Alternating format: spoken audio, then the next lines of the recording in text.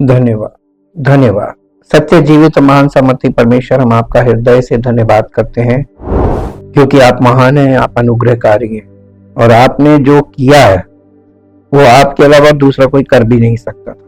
इसलिए प्रभु, समस्त मानव जाति अपने सब कर्म कांडों से और जो ईश्वर की कल्पना के रूप में वो मानते थे और सच्चे ईश्वर को नहीं जानते, प्रभु ऐसे आज भी मैक्सिमम लोग, आपने उन सब के लिए पहले से अपने पुत्र के द्वारा सब कुछ पूरा कर दिया है। सुसमाचार उन तक पहुंच ही नहीं पाया और जिन तक पहुंचा उन्होंने सुसमाचार को समझा नहीं और जाना नहीं। लेकिन हम धन्यवाद करते हैं कि आप अपनी आत्मा के द्वारा जो लोग आपसे प्रेम रखते हैं, जिनके हृदय में परमेश्वर के प्रति प्रेम है, जिनके हृदय में सत्य के प्रति प्रेम है, जिनके हृदय में परमेश्वर ज्योति है, उस डिवाइन ज्योति के प्रति जिज्ञासा है, लगाव है, वो आपके वचन के द्वारा आप तक पहुंच सकते हैं। इसलिए प्रभु हम आपका धन्यवाद करते हैं और चाहते प्रभु, जब आज हम आपके वचन को सुने जो पवित्र आत्मा के द्वारा हमारे हृदयों में भेजा जाएगा, हम उन वचनों पर मनन करें, ध्यान लगाएं और मन को केंद्रित करें कि परमेश्वर का वचन हमसे क्या कह रहा है, परमेश्वर हमसे क्या चाहता है, और हम उस सच्चाई को जो परमेश्वर की आत्मा के द्वारा हमारे हृदय में उसके वचन के रूप में जाती है, उस सत्य को ग्रहण करें ताकि हम सबका जीवन उसकी महिमा में प्रकट हो। आदर और महिमा आपको मिले। प्रार्थना को प्रभु यीशु मसीह के पवित्र नाम से मांगते हैं, आमीन। सबको जय मसीह की। हम लोगों ने कल इस बात का अध्ययन किया कि अब्राहम को परमेश्वर ने जो बेटा दिया था, जब वो वयस्क हो गया, 30 वर्ष के लगभग था, परमेश्वर ने उससे कहा, परीक्षा ली और कहा कि अपना बेटा मेरे लिए होम बलि करके चढ़ा दे, यानी काट के टुकड़े टुकड़े करके भस्म कर दे। और अब्राहम इस चीज को एकदम जैसा परमेश्वर ने कहा वैसे ही करने लगा। ये अब्राहम के बेटे का बलिदान नहीं, बल्कि अब्राहम अपने प्राणों का बलिदान कर रहा था। उस बेटे को जिससे तू प्रेम रखता है, तो वो अपने दिल से जिससे प्यार करता था, वो उसका प्राण था, वो बच्चा, और उसे वो बलिदान कर रहा था। वो अपने प्राणों का बलिदान कर रहा था, प्राणों की आहुति दे रहा था। बर्न्ट ऑफरिंग का मतलब आहुति देना। उसने अपने प्राणों की आहुति देने के लिए जैसा परमेश्वर ने कहा था वैसा करा, लेकिन परमेश्वर ने अनुग्रह किया, केवल टेस्ट किया कि ये कर सकता है, और परमेश्वर ने उस बच्चे पर छुरी नहीं चलाने दी और वहां पर एक मेमने का प्रयोजन किया, प्रोवाइड किया। इसीलिए उस जगह का नाम यहोवा यिर्हे यानी यहोवा जायरा, इसका मतलब होता है माई प्रोवाइडर, मेरा पूर्ति करने वाला, मेरी आवश्यकताओं को पूरा करने वाला। वैसे यहोवा यिर्हे का मतलब होता है परमेश्वर के पहाड़ पर उपाय किया जाएगा, यानी परमेश्वर ने समस्त मानव जाति के पापों का उपाय कैलवरी पर कर दिया। ये वही ठीक वही जगह थी जहां इसाक का बलिदान हुआ था, वहीं पर क्रूसिफिक्शन हुआ था, at the same exact point. अगर आप जियोग्राफी में देखें तो हमने तो बिब्लिकल जियोग्राफी भी हम लोगों ने स्टडी की है, इसलिए हमको मालूम है। आज हम लोग इसके तीसरे पॉइंट पे आ गए हैं, परमेश्वर के प्रावधान पर निर्भर रहें, यानी जो आपको वो दे रहा है उस पर निर्भर रहें, अपनी युक्ति बुद्धि से प्राप्त करने का प्रयास ना करें। ये मसीही जीवन का मुख्य पॉइंट है। ये आपको कभी किसी के जीवन में दिखेगा नहीं। सब लोग अपना अपना कोशिश कर रहे हैं, इधर से इधर छीन झपट मांग चोंग सब कुछ कर रहे हैं, सारे प्रयास कर रहे हैं। और हमने याद कीजिए, आपको बहुत पहले ये बात बोली थी कि स्पिरिचुअली हमको शारीरिक क्रियाएं नहीं करनी, उन्हें रोकना है। जब आप स्पिरिचुअल लाइफ में एंट्री मांग रहे हैं तो परमेश्वर आपसे ये सब चीजों को आपसे दूर करने के लिए एक्सपेक्ट कर रहा है कि आप दूर करें खुद से। परमेश्वर चाहे तो आपको 2 मिनट में चारों तरफ से ऐसी परिस्थितियों में घेर देगा कि आप कुछ नहीं कर पाएंगे, निष्क्रिय हो जाएंगे, आपकी शारीरिक अवस्था बिगाड़ देगा, आप कुछ नहीं कर पाएंगे। लेकिन परमेश्वर ऐसा नहीं करना मांगता। परमेश्वर अब्राहम के द्वारा हम लोगों को यह बताना मांग रहा है कि जब तक अब्राहम परमेश्वर पर निर्भर रहना नहीं शुरू किया, अब्राहम के जीवन में ब्लेसिंग नहीं आई। ब्लेसिंग चाहते हैं तो आपको, अगर आप इच्छा है ब्लेसिंग दे, परमेश्वर हमको आशीष दे, तो आपको परमेश्वर पर निर्भर होना पड़ेगा 100%, 50% नहीं, 100%, यानी पूर्ण रूप से। इसहाक ने अपने पिता अब्राहम से कहा, पिताजी। तो अब्राहम ने कहा, हाँ मेरे बेटे। अब्राहम ने उसको ये उत्तर दिया, आग और लकड़ी यहां है, इसहाक ने कहा, लेकिन होम बलि के लिए मेमना कहां है? अब्राहम ने उत्तर दिया, हे मेरे बेटे, परमेश्वर स्वयं होम बलि के लिए मेमना प्रदान करेगा। और वे दोनों साथ साथ चले गए। अब्राहम जा किस लिए रहा था? अपने बेटे को कुर्बान करने, उसकी टुकड़े टुकड़े करके उसको भस्म करने, आग लिए हुए था, भस्म करने के लिए। और लकड़ी भी थी और लड़का भी था, छुरी भी थी। वो क्या करने जा रहा था, लेकिन उसका विश्वास देखिए, उसका दिल क्या कह रहा था, परमेश्वर मेमने का उपाय करेगा। ये उसका विश्वास था। वो परमेश्वर को, जैसे आज हमारे सामने सब चीजें रखकर परमेश्वर दिखा के बात कर रहा है, उसके सामने कोई ऐसा एग्जाम्पल नहीं। तब उसने विश्वास किया। किसका ज्यादा इंपॉर्टेंट विश्वास? अब्राहम का कि हमारा? हम तो फिर भी नहीं करते, सब कुछ दिखा रहा है, सब कुछ बता रहा है, सब कुछ सुना रहा है, सब कुछ सुनते रहते, देखते रहते सब कुछ, लेकिन ना, हम अपनी फितरत से बाज नहीं आते। जो हमारा प्रवृत्ति है, फितरत, हमारा स्वभाव, वो जरूर कुछ करेगा। प्रयास करने की एक आदत पड़ गई, और यही चीज परमेश्वर टेस्ट कर रहा था। हम कैसे जानते हैं कि अब्राहम परमेश्वर के वायदे पर भरोसा कर रहा था? परमेश्वर के वायदे पर उसने भरोसा किया। उसने अपनी युक्ति पर, अपनी बुद्धि पर, अपनी शक्ति पर, अपने किए पर विश्वास नहीं रखा, परमेश्वर के वायदे पर विश्वास रखा। सीखने को मिल रहा है, सीख लीजिए और इसे अपने जीवन में लागू कीजिए, और फिर देखिए परमेश्वर आपको कहां से कहां पहुंचा देगा। वो परमेश्वर के वायदे पर भरोसा कर रहा था, क्योंकि जब इसहाक ने पूछा कि बलि का पशु कहां है, तो अब्राहम ने उत्तर दिया, परमेश्वर मेमने का प्रबंध करेगा। जब वो अपने बेटे के साथ मोरिया पर्वत पर चढ़ रहा था, तो अब्राहम को भरोसा था कि परमेश्वर उसकी हर जरूरत को पूरा करेगा। अब्राहम किस पर निर्भर हो सकता था? वो निश्चित रूप से अपनी भावनाओं पर निर्भर नहीं हो सकता था, क्योंकि परमेश्वर ने उसे जो आज्ञा दी थी उस पर विचार करते समय उसके भीतर भयानक दर्द रहा होगा।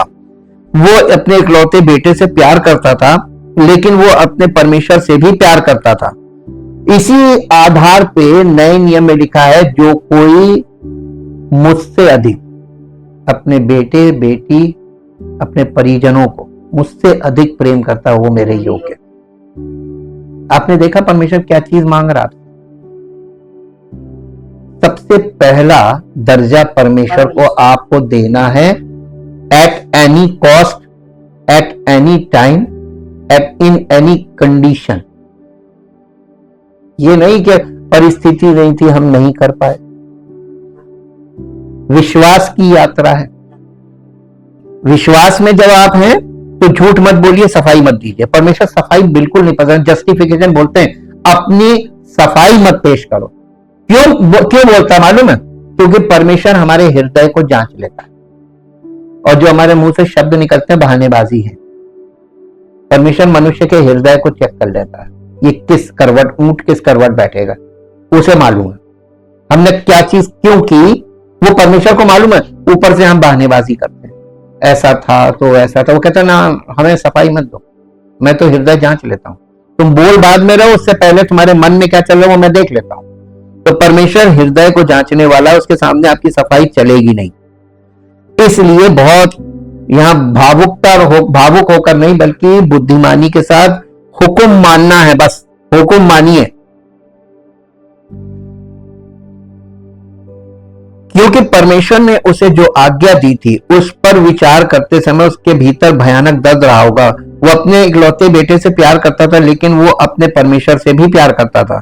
ना ही अब्राहम दूसरे लोगों पर निर्भर हो सकता था। सारा घर पर थी और उसके साथ आए 2 सेवक वो नीचे बाहर दूर थे, जिन्हें लोग छोड़ के आगे बढ़ गए थे। हम परमेश्वर को उन मित्रों और परिवार के सदस्यों के लिए धन्यवाद देते हैं जो हमारे बोझ को उठाने में हमारी मदद कर सकते हैं। लेकिन जीवन में कुछ परीक्षाएं ऐसी होती हैं जिनका हमें अकेले ही सामना करना पड़ता है। आप अब्राहम की तरह कभी कभी ऐसी परीक्षा में से गुजरेंगे जो फाइनल एग्जाम होता है। ये अब्राहम का जो बेटे का कुर्बानी थी, ये उसका फाइनल एग्जाम था। यहां पर ये फाइनल एग्जाम, इस फाइनल एग्जाम में वो अकेले, जब हम हमारे बच्चे बोर्ड एग्जामिनेशन देते हैं या हम लोगों ने बोर्ड एग्जामिनेशन दिया, कौन साथ में गया? यहां तक कि जो टीचर आपके स्कूल के होते ही नहीं, उसमें जो टीचरों की ड्यूटी लगती है वो भी दूसरे जो आपको जानते ही नहीं, तो आपको वहां पर कोई हेल्प किसी से नहीं मिलेगी। ये फाइनल एग्जाम की एक बहुत खास चीज है जो हमें हमेशा ध्यान रखनी चाहिए। तो जिंदगी में कभी कुड़कुड़ाए नहीं। हमने आपको बताया चाहे कैसी भी परिस्थिति से आप गुजरें, जयवंत रहिए, क्योंकि मसीही व्यक्ति जो सच्चा विश्वासी होता है वो लाचार कभी नहीं होता।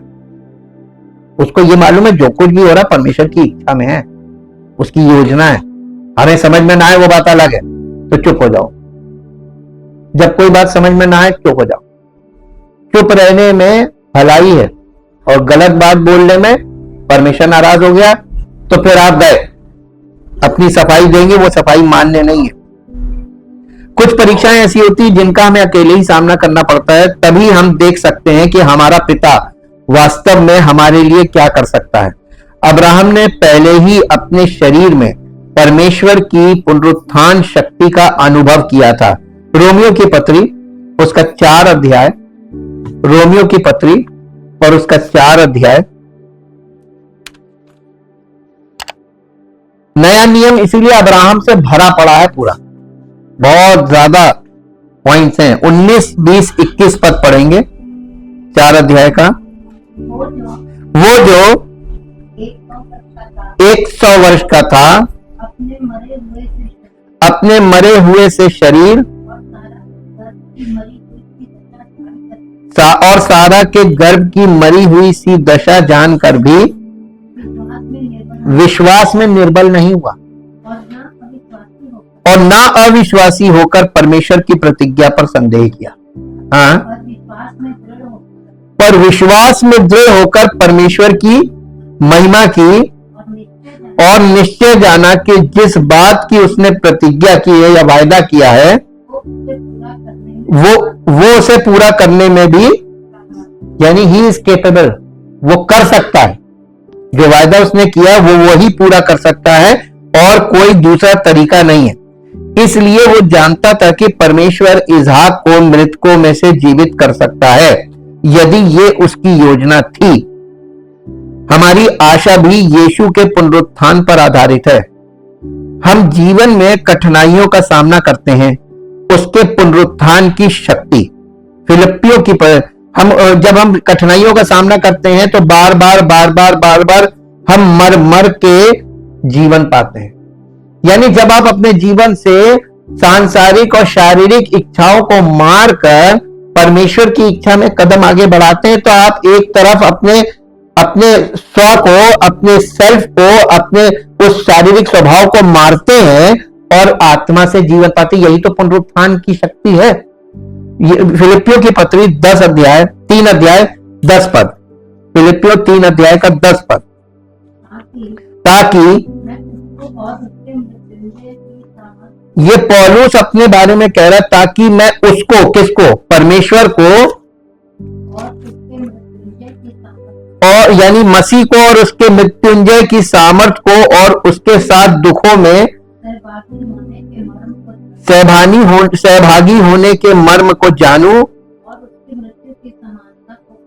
और उसकी मृत्यु की समानता को प्राप्त करूं, कि मैं किसी भी रीति से मरे हुओं में से जी उठने के पद तक पहुंचूं। ये पुनरुत्थान की संतान कैसे बनेंगे? आपको अपने सब शारीरिक क्रियाओं को, अपने शारीरिक स्वभाव को, अपनी भावनाओं को, शारीरिक भावनाओं को, शारीरिक इच्छाओं को, शारीरिक कल्पनाओं को प्रतिदिन डेली बेसिस पे उन्हें मारना है, उन्हें मारना है। यह है अपने प्राणों की आहुति देना, उन्हें मारना है और परमेश्वर की इच्छा और योजना को आज्ञा मानकर उसको लागू करना। क्लियर? तब आप पुनरुत्थान की संतान बनते जाएंगे, आप अनंत जीवन में बढ़ेंगे।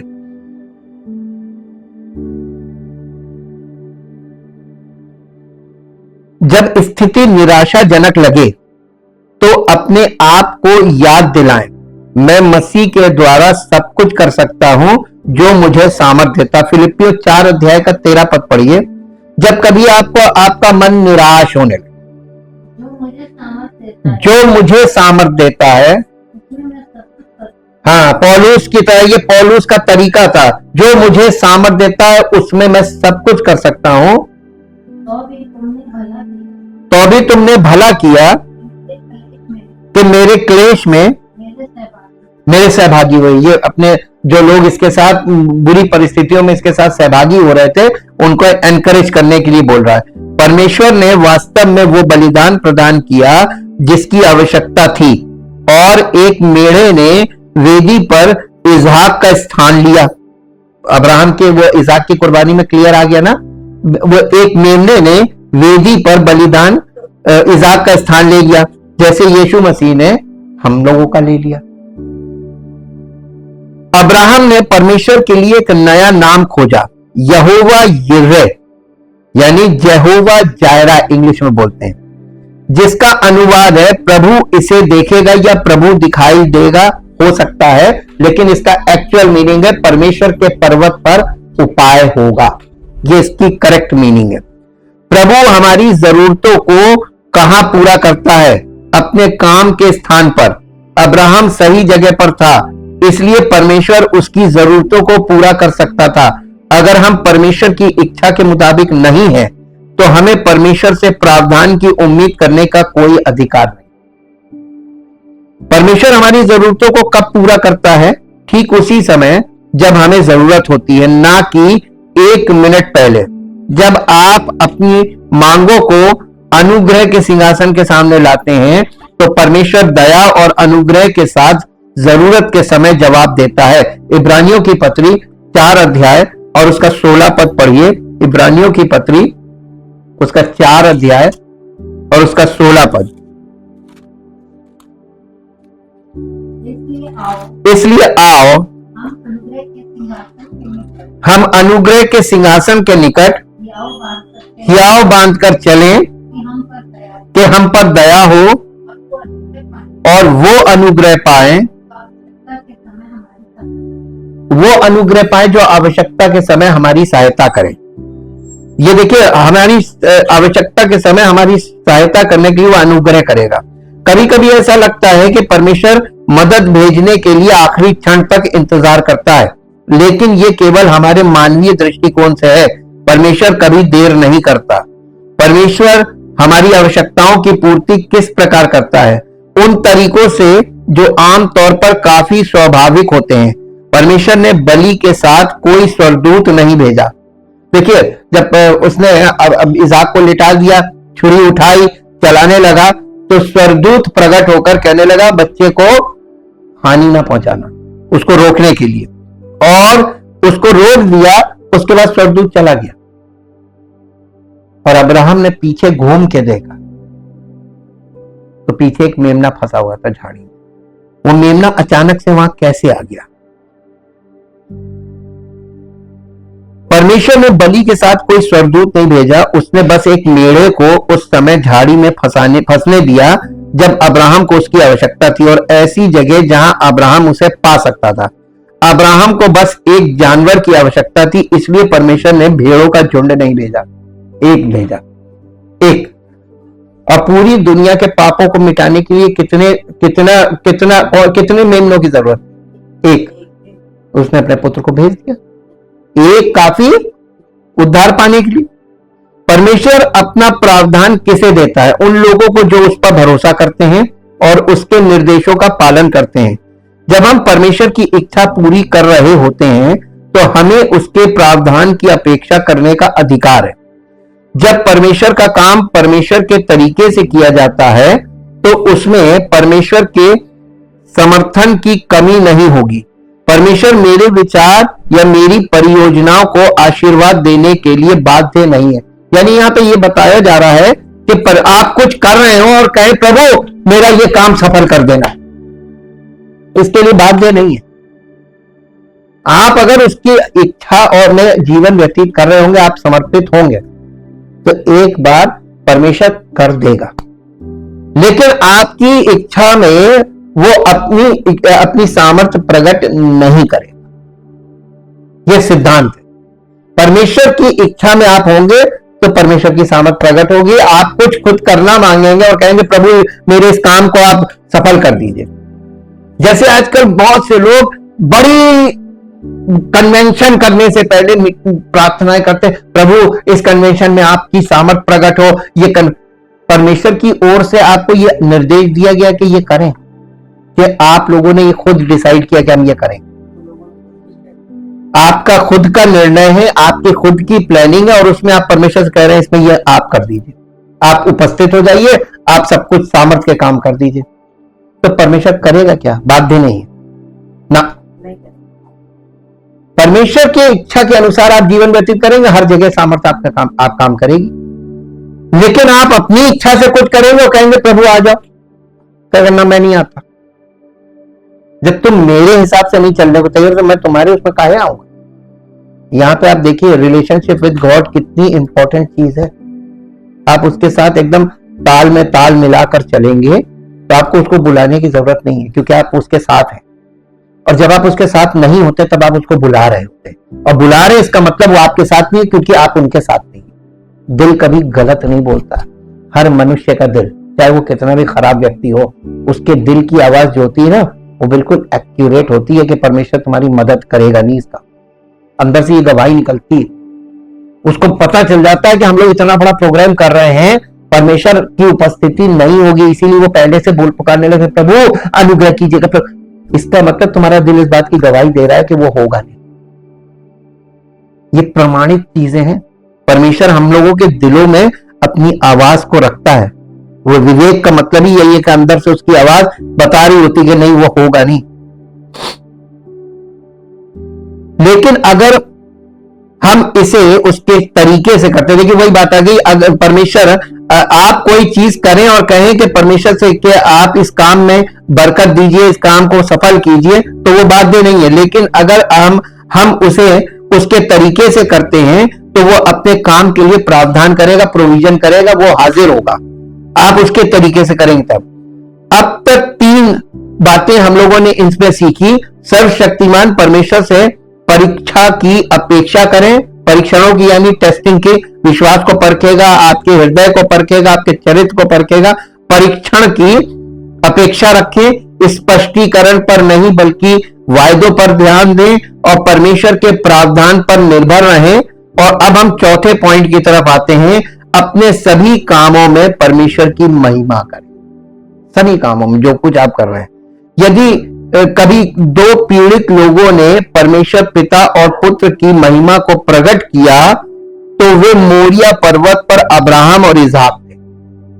अगर कभी किसी ने परमेश्वर के पीड़ित, ये दोनों पीड़ित थे, एक कुर्बान होने जा रहा था, दूसरा उसको कुर्बान करने जा रहा था, दोनों पीड़ित थे, पिता पुत्र। और अगर यदि कभी 2 पीड़ित लोगों ने परमेश्वर पिता और पुत्र की महिमा को प्रकट किया तो वो मोरिया पर्वत पर अब्राहम और इसहाक थे। उनका अनुभव पिता और पुत्र और क्रूस की एक तस्वीर है। ये पुराने नियम में कहीं भी पाए जाने वाले सबसे सुंदर चित्रों में से एक है।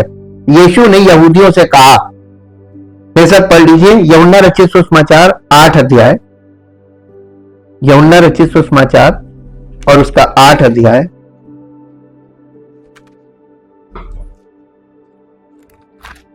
आठ अध्याय का 56 वर्ष। 56 पद। तुम्हारा पिता, तुम्हारा पिता, ये किससे बोल रहा है? इजरायली लोगों से, क्योंकि अब्राहम जो था वो इजरायली लोग उसको अपना अपना फादर ऑफ द नेशन होता है ना, अपना राष्ट्रपिता मानते हैं। तो यहूदी लोगों का राष्ट्रपिता था अब्राहम। तो यीशु मसीह उनको यहां पर संबोधित कर रहा है कि तुम्हारा पिता अब्राहम मेरा दिन देखने की आशा से बहुत मगन था, और उसने देखा और आनंद किया। और ये वाली बात सुनकर वो लोग चौंक गए। 50 साल का भी नहीं, अभी यीशु मसीह की कुल उम्र 33 वर्ष की, और कहने लगे ये तो अभी 50 साल का भी नहीं, इसने हमारे अब्राहम को कब से देख लिया। ये वाला तर्क वहां पर उन लोगों ने दिया। लेकिन हम और आप यहां पर ये देख सकते हैं कि यीशु के कहने का क्या अर्थ, यानी क्या मतलब हो सकता है। पहला मतलब देखते हैं, पिता और पुत्र ने एक साथ काम किया। मार्मिक वाक्यांश, और वे दोनों एक साथ चले। कौन? अब्राहम और इसहाक, पिता और पुत्र एक साथ चले। पिता, परम पिता परमेश्वर और उसका इकलौता पुत्र प्रभु यीशु मसीह एक साथ चले। आप देखिए पूरे पुराने नियम में एक भेद की बात यीशु मसीह बार बार कह रहा था, मैं और पिता एक है, मैं और पिता एक है। वो मुझ में है, वो मुझ में रहकर अपने काम करता। पिता मेरी महिमा कर रहा है, मुझ में रहकर अपनी महिमा कर रहा है, पिता मुझ में रहकर। तो बार बार क्या इशारा दे रहा था? जैसे अब्राहम और इसहाक एक साथ चल रहे थे कुर्बानी के लिए, वैसे यीशु मसीह और पिता परमेश्वर एक साथ चल रहे हैं। ये एक बारीक चीज है। पिता और पुत्र ने एक साथ काम किया, ये, और वे दोनों एक साथ चले। अब इस कहानी में 2 बार ये पाया जाता। उत्पत्ति 22 अध्याय और उसका 6 पद पढ़िए। उत्पत्ति 22 अध्याय। हाँ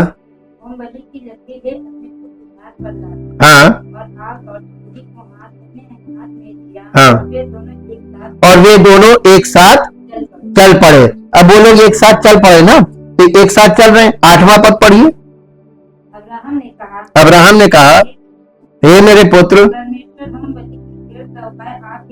परमेश्वर होम बलि की भेड़ का उपाय आप ही करेगा। और वे दोनों एक साथ आगे चलते रहे संग। देखिए साथ चल रहे हैं, पिता पुत्र चल रहे हैं कि नहीं चल रहे हैं, जैसे यीशु मसीह और परम पिता परमेश्वर। तो हमने आपको पहले भी बताया था कि अब्राहम पिता परमेश्वर का चित्रण है, रूपक है, और इसहाक यीशु मसीह का रूपक है। और देखिए वहां पर भी ट्रिनिटी काम कर रही है, यहां भी ट्रिनिटी काम कर रही है। इन दोनों के बीच परमेश्वर की आत्मा की उपस्थिति थी। हमारे सुसमाचार प्रचार में हम अक्सर खोए हुए लोगों के लिए पिता के प्रेम और हमें बचाने के लिए यीशु के बलिदान पर जोर देते हैं। यीशु मसीह पिता का प्रिय पुत्र है, और पुत्र ने कहा, परंतु इसलिए कि संसार जाने कि मैं पिता से प्रेम रखता हूं, अब्राहम ने अपने पुत्र को नहीं रोका। अब यहां पर देखिए यूहन्ना रचित सुसमाचार और उसका 3 अध्याय के 16 पद, जो कि सबको रट गया है। परमेश्वर ने जगत से ऐसा प्रेम रखा कि अपना इकलौता पुत्र दिया, ताकि जो कोई उस पर विश्वास करे वो नाश ना हो परंतु अनंत जीवन पाए। और हमें बचाने के लिए यीशु के बलिदान पर जोर देते हैं। 1 यूहन्ना 3 अध्याय और उसका 16 पद। 1 यूहन्ना 3 अध्याय और उसका 16 पद। क्योंकि परमेश्वर ने जगत से ऐसा प्रेम रखा, नहीं, 1 यूहन्ना 3 अध्याय है। 1 यूहन्ना 3 अध्याय उसका 16 पद है। हमने प्रेम इसी से जाना कि उसने हमारे लिए अपने प्राण दे दिए, और हमें भी भाइयों के लिए प्राण देना चाहिए। अब यहां पर मरने की बात नहीं की जा रही। मिसकॉन्सेप्शन और मिस इंटरप्रिटेशन यही है। प्राण देने का मतलब मरना नहीं है। अब्राहम ने परमेश्वर को इसहाक का और अपना दोनों का प्राण बलि कर दिया। हमने आपको यह सीधा बताया कि उसने अपने बेटे की बलि के लिए जब उसे बांधा वेदी पे और छुरी उठाई, उसने अपना प्राण बलि कर दिया, यानी अपना प्राण दे दिया। लेकिन उसका बच्चा मरा, अब्राहम मरा। ये जीवित कुर्बानी है ना। यहां पर देखिए, हमें भी जीवित कुर्बानी देनी है। हमें अपने भाइयों के लिए अपना प्राण देने का मतलब यह है कि हमें सच्चे परमेश्वर से और उद्धारकर्ता से लोगों को मिलाने का काम करने के लिए अपना प्राण समर्पित करना पड़ेगा, ताकि हमसे जुड़े लोग हैं वो उद्धार पाए, अनंत जीवन पाए और परमेश्वर की महिमा उनके जीवन से प्रकट हो। यह भी प्राण देना है। यीशु मसीह ने मृत्यु वाला पार्ट लिया है और हमको प्राण देना यानी जिंदा कुर्बानी बनना है कि हम अपना जीवन उसके लिए समर्पित कर दें कि मैं तेरी सेवा करूं। लोग पैसा, सबसे पहली चीज लोगों को अपनी इच्छा पूर्ति के लिए क्या चाहिए? तो कौन परमेश्वर के लिए अपना प्राण उसको समर्पित करेगा? पौलुस तो ये कहा है कि अपने शरीरों को जीवित और पवित्र और परमेश्वर को भावता हुआ बलिदान करके चढ़ाओ, यही तुम्हारी आत्मिक सेवा है। आत्मिक सेवा करने के लिए आपको अपने शरीर को जीवित पवित्र यानी उद्धार प्राप्त करके, बॉर्न अगेन होने के बाद उद्धार प्राप्त करके परमेश्वर की आत्मा से परिपूर्ण होकर और परिपक्व होकर आत्मिक जीवन में दूसरों के लिए सेवा करना। आपको दिखाते हैं, ये वाली बात आपको ऐसे समझ में आएगी। यूहन्ना रचित सुसमाचार निकालिए, यूहन्ना रचित सुसमाचार और उसका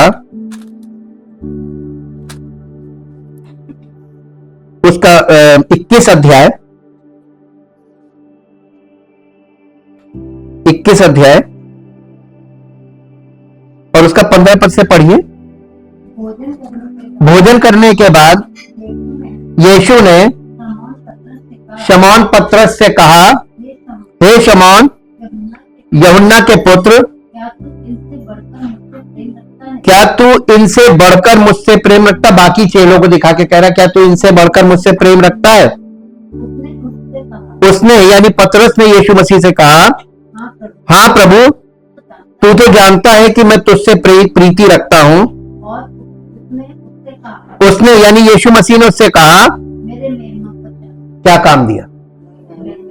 यही है प्राण बलि कर।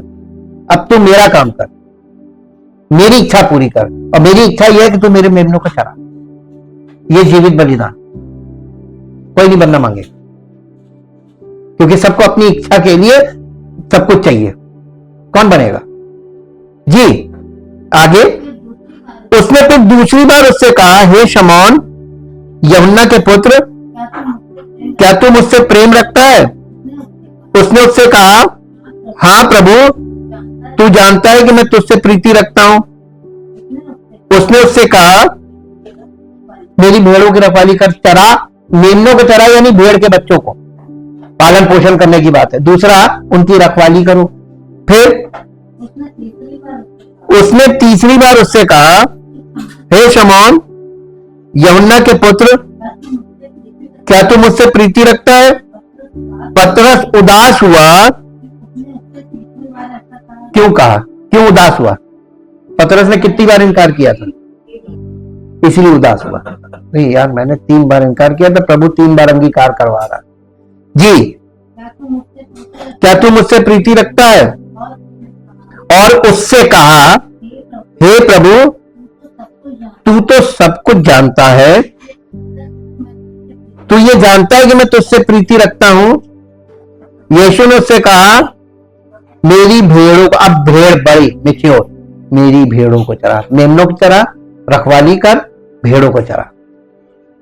3 पॉइंट है। ये तीनों पॉइंट अलग अलग भी मायने रखते हैं, बहुत मामूली बातें नहीं है। ये सब जिस भाषा में लिखी गई है एक्चुअली वो रियल लैंग्वेज नहीं है, तो आपको मोटा मोटा करके समझाया जा रहा है कि वो क्या चाहता है। अगर आप वाकई में उससे प्यार करते हैं तो उसकी इच्छा क्या है ये आपको मालूम होना चाहिए, वचन में दी हुई। पतरस को भी उसने बोला, मेरी भेड़ों को चरा, मेरी मेमनों को चरा, उनकी रखवाली कर। वो कलीसियाई सेवकाई की बात। यहां पे हम लोग यही देख रहे हैं कि यीशु के कहने का मतलब क्या हो सकता है। अब देखिए, यहाँ पे यीशु मसीह पिता का प्रिय पुत्र है। और मत्ती रचित सुसमाचार उसका 3 अध्याय का 17 पद, यहां पर यह बात लिखा है, क्योंकि उसने आकाशवाणी हुई, जैसे ही वो बपतिस्मा लेकर ऊपर आया, आकाश खुल गया और परमेश्वर का आत्मा कबूतर की नाई उस पर उतरा, और ये आकाशवाणी हुई, ये मेरा प्रिय पुत्र है जिससे मैं अत्यंत प्रसन्न हूं। ये उसका दिल पसंद बच्चा था। जैसे अब्राहम का बच्चा आइजक, जिससे वो बहुत प्यार करता है, इसहाक से परमेश्वर कहता है जिस बेटे से तू बहुत प्रीति रखता है उसको मेरे लिए कुर्बान कर। परमेश्वर ने भी वही किया, क्योंकि अब्राहम के बेटे की कुर्बानी से उसने ये दिखा दिया था सुसमाचार कि यही मैं भी करूंगा, और उसने किया। अब यहां पर देखते हैं, और पुत्र ने कहा परंतु इसलिए संसार जाने कि मैं पिता से प्रेम रखता हूं। यूहन्ना रचित सुसमाचार 14 अध्याय का 31 पद पढ़िए। यूहन्ना रचित सुसमाचार 14 अध्याय उसका 31 पद 31।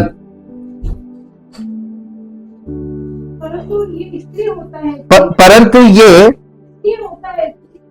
होता है कि ये इसलिए होता है कि संसार जाने की कि मैं पिता से प्रेम रखता हूं, और जैसा पिता ने मुझे आज्ञा दी मैं वैसा ही करता हूं। बस अब इसके बाद उत्पत्ति 22 अध्याय का 16 पद पढ़िए। उत्पत्ति 22 अध्याय का 16 पद।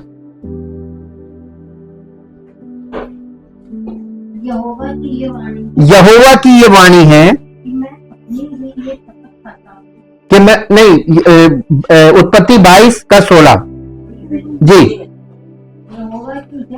यहोवा की ये वाणी है,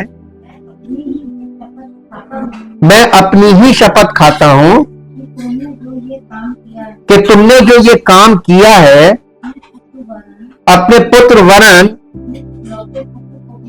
अपने इकलौते पुत्र को भी नहीं रख छोड़ा, इस कारण मैं निश्चय तुझे आशीष दूंगा। जब अब्राहम ने अपने बेटे को परमेश्वर के लिए कुर्बान कर दिया, देखिए छुरी उठाई, उसने दिल में पहले कुर्बान कर दिया। आपको मालूम है, आप कोई चीज अपने से अलग करने से पहले अपने दिल में अलग करते हैं। दिल में वो रिश्ता पहले खत्म हो जाता है, उसके बाद सामने वो जो होता है वो एक्शन होता है। एक्शन बाद में होता है, पहले दिल में खत्म हो जाता है। आपने दिल में ही कुर्बान कर दिया अपने बच्चे को। वो जब सवेरे उठा और अपने बच्चे को लेके चला, किस हृदय के साथ जा रहा था, इसको तो आज काट के मुझे भस्म करना, क्योंकि परमेश्वर ने मुझसे कहा है। लेकिन वो परमेश्वर से इतना प्यार करता था कि वो अपने दिल को समझा रहा होगा, कोई बात नहीं, परमेश्वर दूसरा दे देगा, हो सकता है इसी को जीवित कर दे। पुनरुत्थान के बारे में सोच रहा होगा। तो उसके अंदर क्या चल रहा था? उसके अंदर हम लोगों के जैसे विचार नहीं चल रहे थे। उसके अंदर ये चल रहा था क्योंकि वो अन्य जाति से था।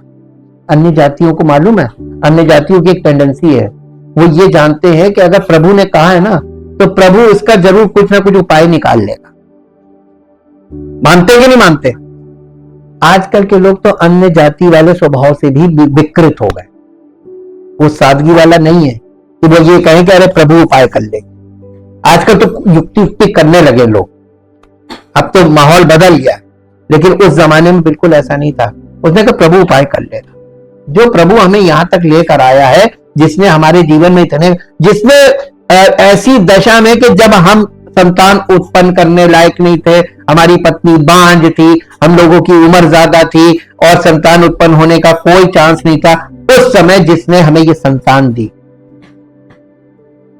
वो सब कुछ कर देगा। और उसने कहा मैं इसके द्वारा तेरा वंश बनाऊंगा, इसके द्वारा तेरा एक राष्ट्र बना दूंगा।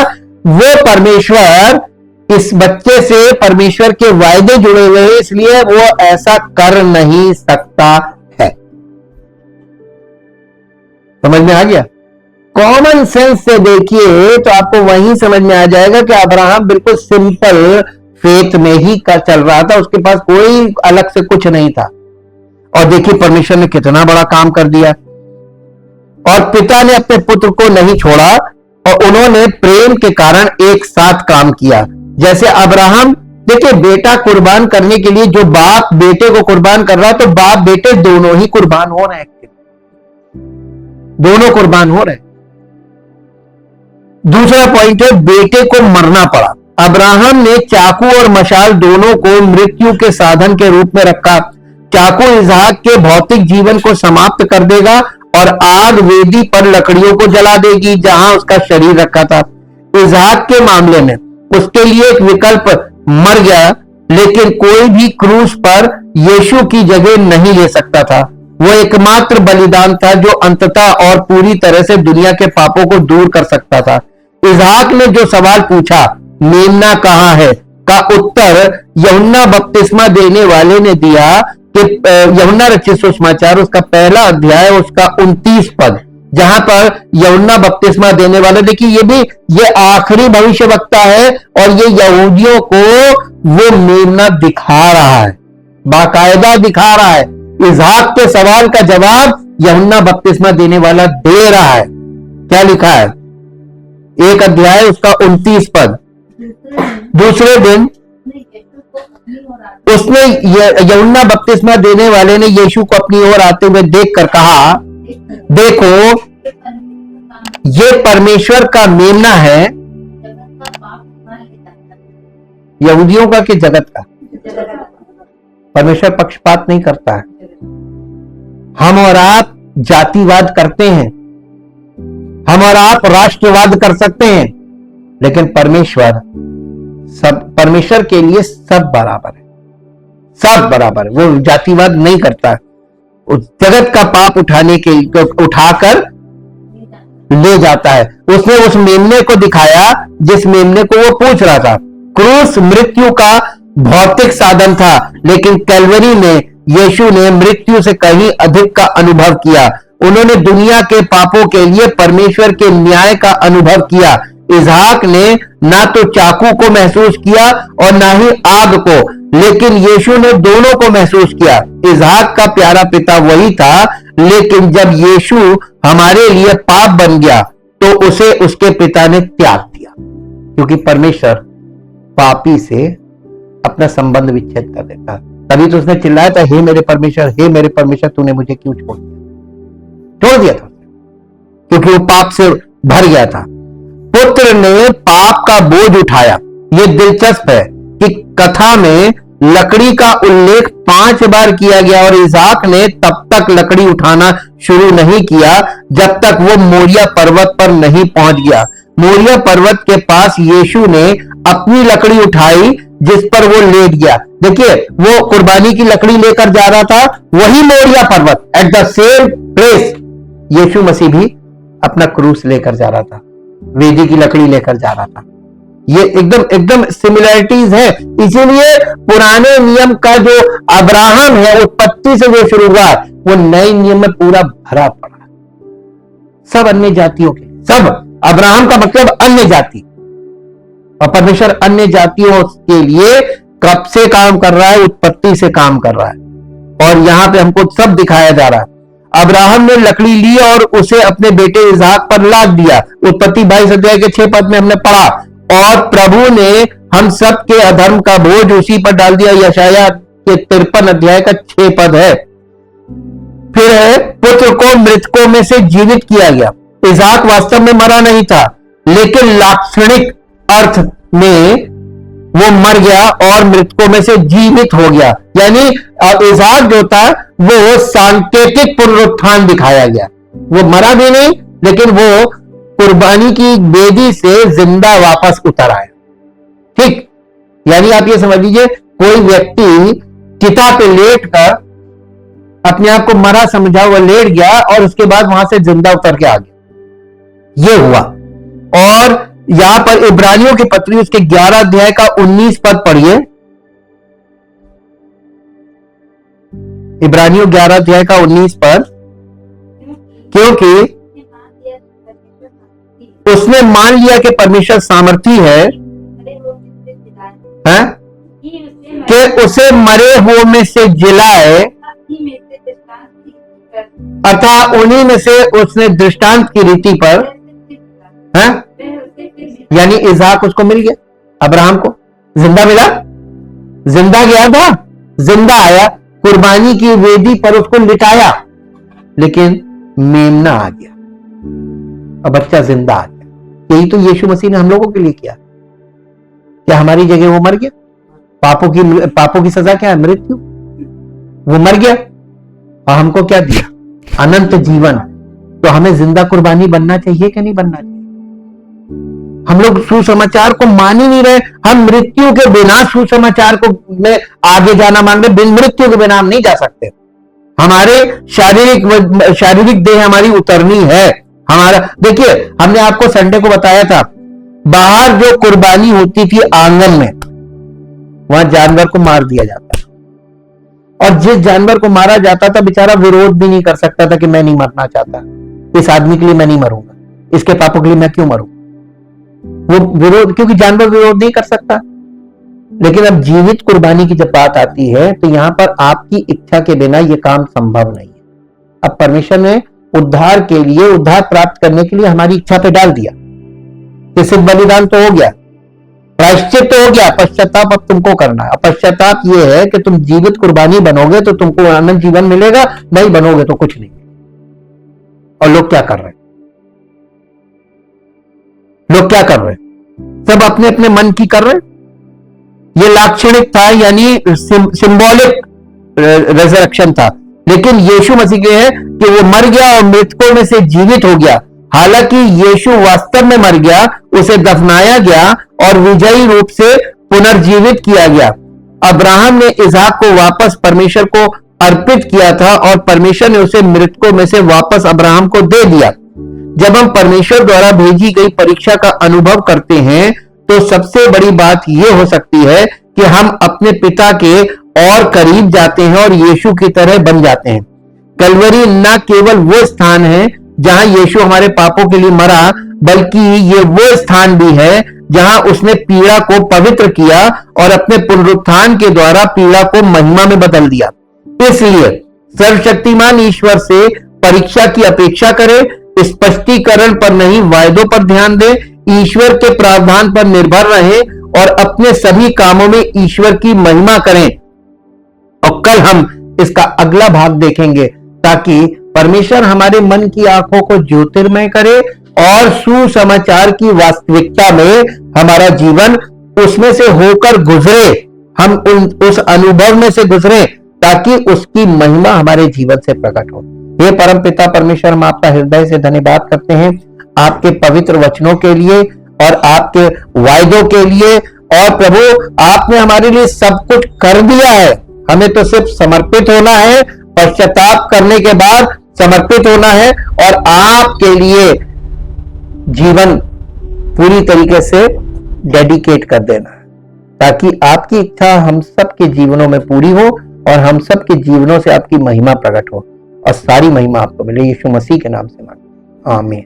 Praise the Lord.